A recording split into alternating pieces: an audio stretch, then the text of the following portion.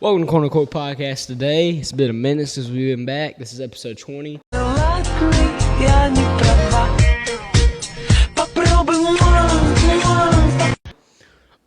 Right now, me and Devin have something going on, and also he's busy right now, so he's not here. I won't tell y'all what's going on. You'll figure it out sooner or later. But I got one of my other friends on, my past buddy, my cousin. He's been on before on a sports episode. But yeah, it's episode 20. We're going to get into it today. Episode 20, Talkin Sports 5, I believe. Yeah, should be 5 or 6. But yeah, let's get into it. Roll the intro.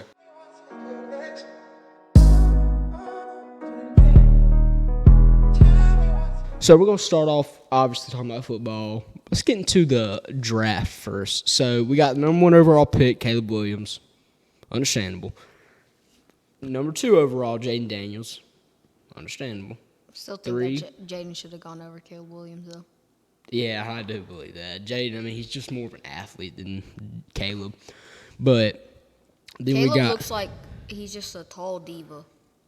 He is a tall diva, but we got that. Then we got Drake May, number 3. I'd give that A+. A. No, I'd give it an A. I'd give it an A, not an A+.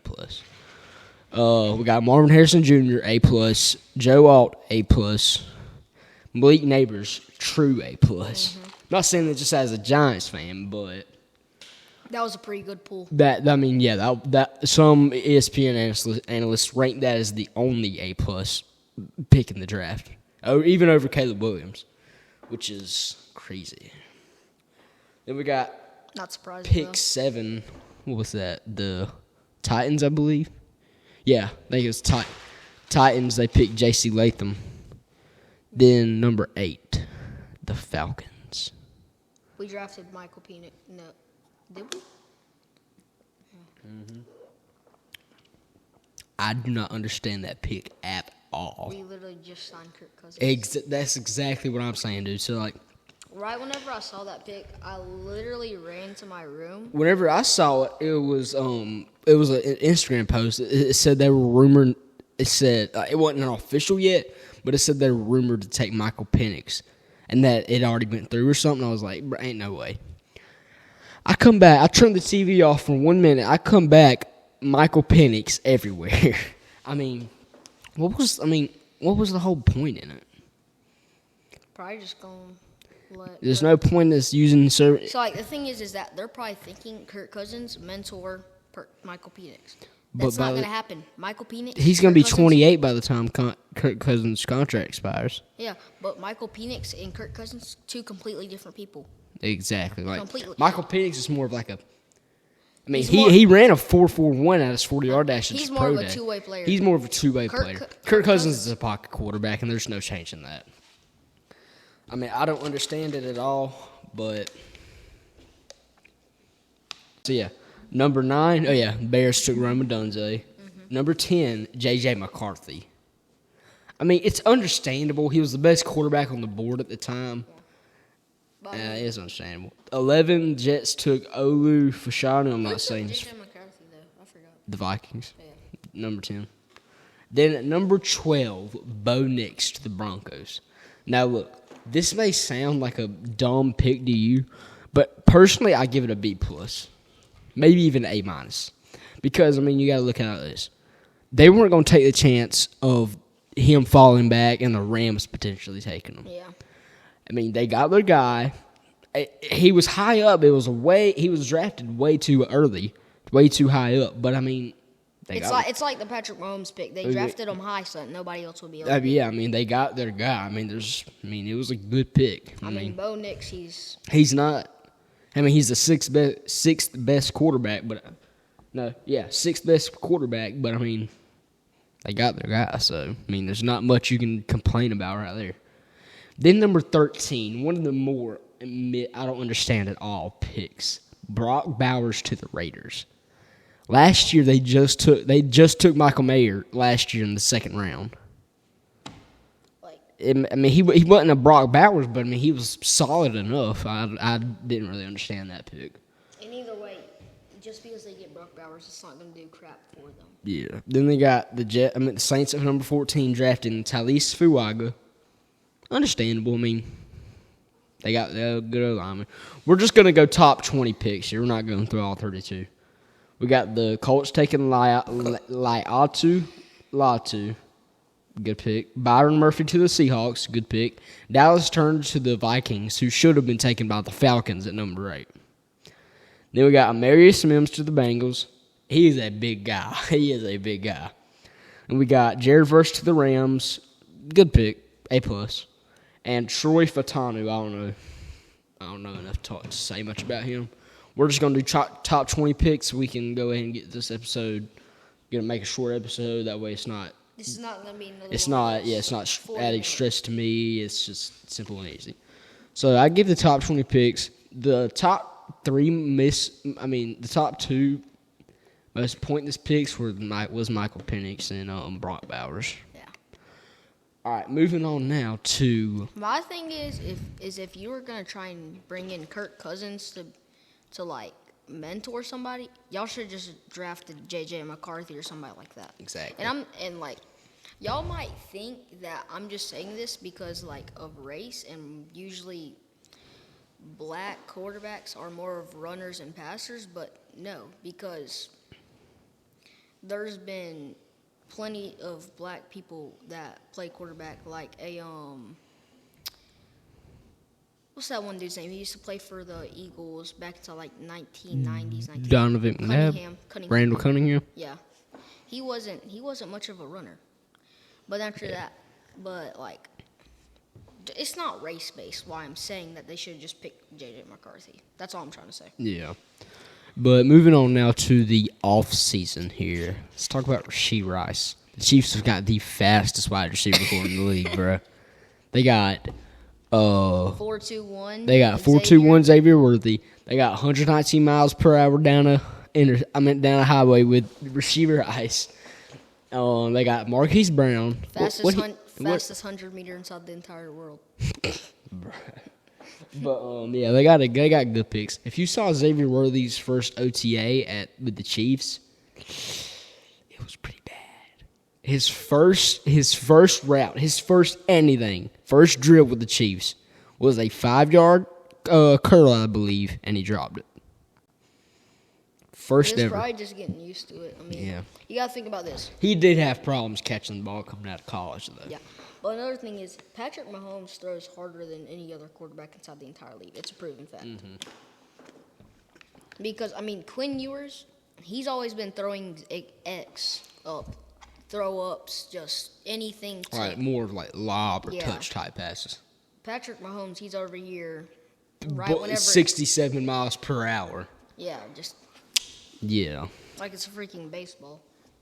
So, I mean, Chiefs have got a good receiving core. As long as Rasheed Rice can stay out of trouble, probably not going to happen. I'm not being racist by that, but judging by these past few incidents, I don't think it's safe to say he's going to stop doing them. Moving on, let's talk about the Giants offseason Another here. thing is, I have a feeling that Xavier Worthy is just not going to like the locker rooms with the Chiefs because Texas, they probably spend the most money on their college football team of any team inside of the entire NCAA anything.